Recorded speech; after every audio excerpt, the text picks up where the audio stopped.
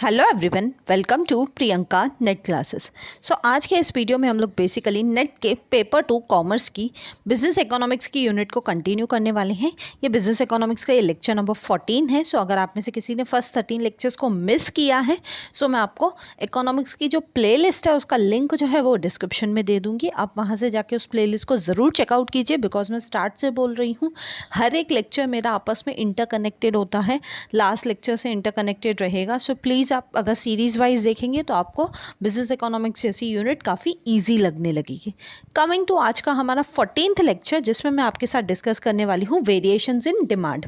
Last lecture में मैंने आपको बताया था वेरिएशन इन डिमांड क्या होता है और चेंज इन डिमांड क्या होता है, और इन दोनों के बीच का डिफरेंस क्या है वो मैंने लास्ट 13th लेक्चर में आपको समझाया था, करेक्ट। आज के इस 14th लेक्चर में हम सिर्फ और सिर्फ टारगेट करने वाले हैं किसको?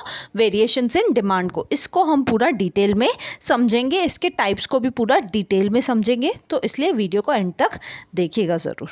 But before going on that मैं बता दूं, मेरा नाम प्रियंका नाथानी है। मैंने नेट एंड जेआरएफ क्वालिफाई किया हुआ है कॉमर्स सब्जेक्ट से अपने पहले ही अटेम्प्ट में 99.55 परसेंटाइल के साथ। साथ ही साथ मैंने अपना नेट एंड मैनेजमेंट क्वालिफाई किया हुआ है अपने पहले ही अटेम्प्ट में। साथ ही साथ मैंने अपना महाराष्ट्र सेट क्वालिफाई किया हुआ है कॉमर्स सब्जेक्ट से अपने पहले ही अटेम्प्ट में। So this was my brief background. चलिए स्टार्ट करते हैं आज का लेक्चर जो है वेरिएशंस इन डिमांड। सबसे पहले तो मीनिंग देख लेते हैं। वेरिएशंस इन डिमांड का मीनिंग क्या होता है? वेरिएशन मतलब क्या होना? डिमांड में चेंज होना। आइदर क्या होगी, किसी भी कमोडिटी की डिमांड बढ़ेगी, राइज होगी, या तो किसी भी कमोडिटी की डिमांड फॉल होगी। लेकिन ये राइज और फॉल जो है किसी भी कमोडिटी की डिमांड में, ये सिर्फ और सिर्फ जब प्राइस के वजह से होती है, तो इसे हम क्या बोलते हैं? Variations in demand. Variation in demand का मीनिंग क्या है? जब आपके प्रोडक्ट की, आपके सर्विस की डिमांड बढ़ेगी या घटेगी, only and only because of price. सिर्फ एक अकेला फैक्टर है प्राइस, जिसके वजह से डिमांड राइज हो रही है या डिमांड फॉल हो रही है, तो उसे हम क्या बोलते हैं? इसे हम कहते हैं variations in demand.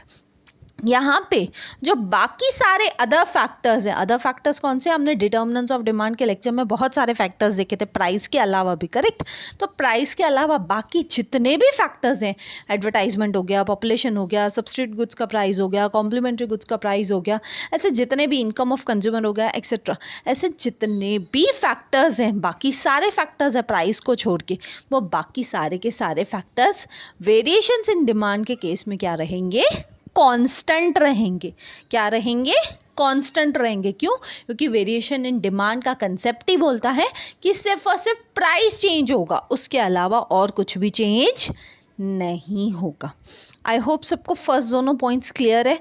And again इसके दो टाइप्स हैं। इसके दो टाइप्स कौन से हैं? Expansion of demand and contraction of demand. एक एक करके अब हम क्या करेंगे, पहले मैं आपको एक्सपांशन ऑफ डिमांड समझाऊंगी क्या होता है डायग्राम के साथ, फिर मैं आपको कॉन्ट्रैक्शन ऑफ डिमांड समझाऊंगी, ठीक है।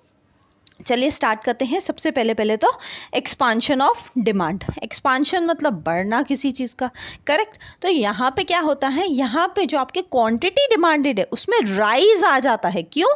क्योंकि आपकी जो प्राइस है वो फॉल हो गई, यानी प्राइस कम होने के वजह से जब डिमांड बढ़ जाती है तो उसे हम क्या बोलते हैं? Expansion of demand. Expansion of demand क्या बोलता है कि अगर किसी चीज़ का प्राइस घट गया और उसके वजह से, only and only because of price के घटने के वजह से अगर उस चीज़ की डिमांड बढ़ जाती है मार्केट में, तो उसे हम क्या कहते हैं? उसे हम कहते हैं एक्सपांशन ऑफ डिमांड। और एक्सपांशन ऑफ डिमांड के केस में अगेन क्या होता है, बाकी सारे फैक्टर्स जो हैं, जो हमने डिटर्मिनेंट्स वाले लेक्चर में देखे थे, इनकम हो गया, सब्स्टिट्यूट गुड्स हो गए, कॉम्प्लीमेंट्री गुड्स हो गए, वो सभी के सभी क्या रहेंगे? कांस्टेंट रहेंगे, अनचेंज्ड रहेंगे, ठीक है। अब साइड पे, राइट हैंड साइड पे डायग्राम देख सकते हैं एक्सपांशन ऑफ डिमांड का। अगर आप देखेंगे एक कर्व दिखेगी आपको, पी एंड उस पर क्वांटिटी थी Q, ठीक है। फिर वो प्राइस P से घट के P1 हो गया। पहले प्राइस कितना था? P, फिर क्या हो गया? प्राइस P से घट के P1 हो गया, तो ऑटोमेटिकली डिमांड Q से बढ़ के Q1 हो गई। यानी जो आपकी डिमांड कर्व है, यहाँ पे जो DD कर्व आपको दिख रही है, वो मूव कर रही है कहाँ पे?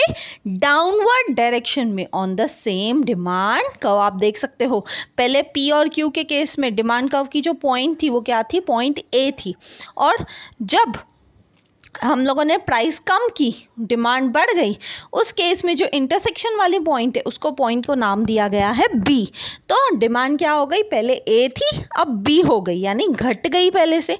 इसलिए जो आपकी डिमांड कर्व है, क्योंकि डिमांड क्या हुई है, डिमांड बढ़ी है, उसके वजह से क्या हुआ है, जो डिमांड कर्व है वो डाउनवर्ड डायरेक्शन में आ गई है on the same demand curve. ठीक है, आई होप आपको ये चीज़ याद हो जाएगी। जब भी डिमांड कर्व की बात होगी तो एक्सपांशन ऑफ डिमांड के केस में क्या होगा, आपकी डिमांड कर्व जो है वो डाउनवर्ड डायरेक्शन में मूव करेगी on the same demand curve, और ये चीज़ आप डायग्राम के थ्रू भी देख सकते हैं।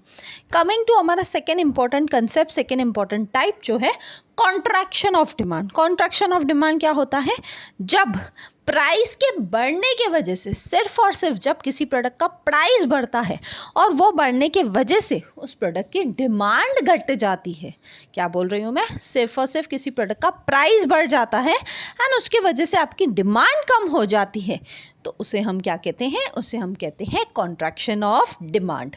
और कॉन्ट्रैक्शन ऑफ डिमांड के केस में क्या होता है, बाकी सारे फैक्टर्स, प्राइस को छोड़ के जितने भी डिटर्मिनेंट्स ऑफ डिमांड में फैक्टर्स हमने देखे थे, वो सारे के सारे फैक्टर्स कैसे रहेंगे, कांस्टेंट रहेंगे, अनचेंज्ड रहेंगे। ठीक है, एंड कमिंग टू इसकी डिमांड कर्व, तो इसकी डिमांड कर्व मूव करती है अपवर्ड डायरेक्शन में on the same demand curve. कैसे, आप ध्यान से देखिए डायग्राम को। पहले क्या था, पहले किसी प्रोडक्ट का प्राइस P था तो क्वांटिटी डिमांडेड कितनी थी मार्केट में, Q। फिर उस प्रोडक्ट का प्राइस बढ़ा के P से P2 कर दिया, प्राइस बढ़ा दिया, P था पहले प्राइस, अब कर दिया P2, तो क्वांटिटी डिमांडेड क्या हो गई, क्योंकि प्राइस बढ़ गया तो लॉ ऑफ डिमांड का रूल क्या बोलता है, डिमांड कम हो जाएगी, तो क्वांटिटी डिमांडेड Q से घट के Q2 हो गई। ठीक है, और आप इन दोनों की पॉइंट ऑफ इंटरसेक्शन देख सकते हो, P और Q की पॉइंट ऑफ इंटरसेक्शन को उन्होंने नाम दिया है B, P2 और Q2 की पॉइंट ऑफ इंटरसेक्शन को उन्होंने नाम दिया है A।